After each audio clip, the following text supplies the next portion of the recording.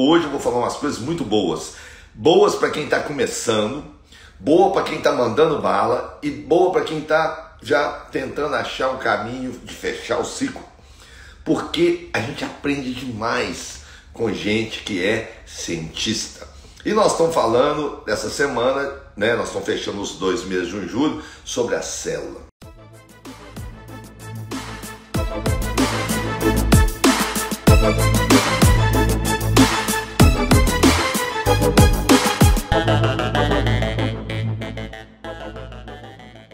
Então, Cell Life do Dr. Alex tem que ter, todo mundo já sabe, 3 coisas.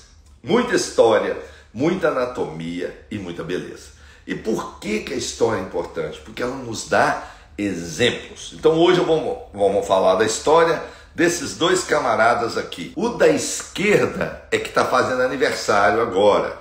Dia 18, ele estaria fazendo aniversário. Ele nasceu no ano de 1635. Em inglês, Robert Hooke.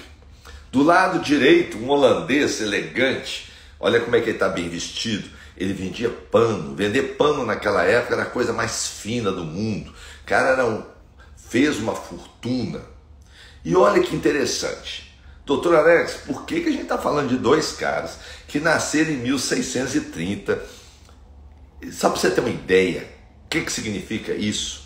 Eles nasceram, o Brasil era dos holandeses, porque a invasão holandesa aconteceu no Brasil nessa época, e os holandeses ficaram quase 70 anos no Brasil, então a vida deles toda, o Brasil era holandês. Mas qual que é a primeira lição aqui? A primeira lição é que esses 2 caras não são nem médicos, nem biólogo, nem anatomista. Esses 2 são empresários. O doutor Alex, empresário.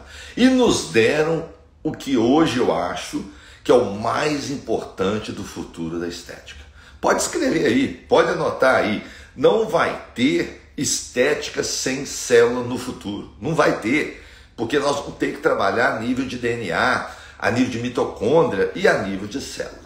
Então, veja bem, esses 2 camaradas, mais ou menos contemporâneos, o da esquerda, que está fazendo aniversário essa semana, Robert Hooke. E do lado direito está Anthony van der Rohe, Le Van der Rohe. Então, a primeira lição do dia hoje é a importância de ser cientista. Se eu despertar em você o desejo de ser cientista, eu estarei realizado. Se eu morrer sabendo que eu transformei centenas de milhares de alunos que estão estudando o arroz com feijão, mas ensinei a pensar. Eu não gosto de ensinar uma técnica, eu não gosto de ensinar um procedimento, eu gosto de ensinar a pessoa a pensar. Porque o cientista tem um negócio maravilhoso. O cientista, veja bem, ele vê o que todo mundo vê, só que ele pensa o que ninguém pensa. Aí ele descobre o que ninguém descobre. Então esse Robert Hooke criou o seu próprio microscópio. Então esse camarada aí, que não era médico, não era anatomista, mas era um cara estudioso, curioso e perguntava por quê, e ele fez o seu próprio microscópio. Olha que legal. Em 1665, viu essas célulazinhas dentro da rolha, do pedaço da casca do carvalho, e deu para nós o nome célula. E ele começou a olhar e descobriu que existia alguma vida microscópica. Ele, na verdade, viu algumas bactérias, alguns protozoários, e chamou de animalito, se fosse traduzir, essas pequenas coisas. Então, esses 2 camaradas deram a base para a teoria celular, que mais tarde, 200 e tantos anos depois, com Rudolf Virchow, então surgiu a teoria celular. E qual que é a teoria celular? A teoria celular fala o seguinte, 3 coisas. Todo ser vivo, um tomate, uma alface, uma formiga, um elefante, você é formado de células. Segunda parte da teoria, essa estrutura é a mínima possível. Essa unidade é o mínimo que você pode chegar na divisão de um corpo, é uma célula. E a gente sabe isso, né? A gente estuda anatomia, né? Os órgãos que são formados pelos tecidos, os tecidos que são formados pelas células. Mas hoje nós vamos falar, não tem? Tá na moda os super-heróis, né? Tá tendo o filme aí The Flash, não sei se já chegou no Brasil, essa semana começou aqui o The Flash. Então, entre os super-heróis, todo mundo sabe, nós temos os Fantastic Four, os Quatro Fantásticos.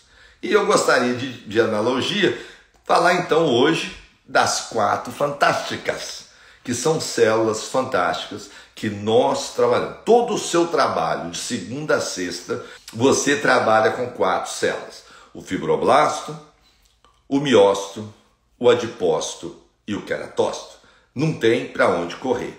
E eu vou fazer aqui uma menção honrosa, porque não existe os 5 fantásticos, aí não dá para fazer o desenho. Eu vou fazer uma menção honrosa a esta célula aqui, porque eu acho que ela merece estar no grupo da galera, que é o eritrócito. Se ela não merecer por si só, ela merece pelo número que ela tem. No corpo humano, em cada 4 células, 3 são dessas. Então, pelo amor de Deus, não há como esquecê-la. E no nosso trabalho, o que acontece? Você quer que ela ande carregada. Você não quer perdê-la. Você não quer sangramento, porque essa célula, quando ela sai do vaso, causa muito problema. Então, é muito interessante, porque no dia a dia, você trabalha nas 4 células que vão te dar o resultado, mas você também trabalha nessa célula aí, porque sem ela não tem nada, né? Nada. Porque o oxigênio é o nosso combustível, é a nossa gasolina, é o nosso álcool. Então, se você não tem essa célula perfeita, funcionando com bastante oxigênio, não adianta nada. O seu peeling não vai dar certo, o seu radiofrequência não vai dar certo, o seu lift não vai dar certo, o seu botox não vai funcionar. Então, nós dependemos dessa célula. Então, hoje nós vamos falar rapidamente dessas 5 células fundamentais, que são as 4 fantásticas. Então, vamos lá. Vamos começar de fora para dentro. De fora para dentro, nós temos o queratócito. O que você tem que saber do queratócito? Ele tem um ciclo. Ele nasce, desenvolve e morre, passando de camada em camada. Na verdade, ele suicida para te proteger. Isso você tem que saber, que esse ciclo demora 6 semanas. Você vai ver em muitos livros que é 4, é de mês.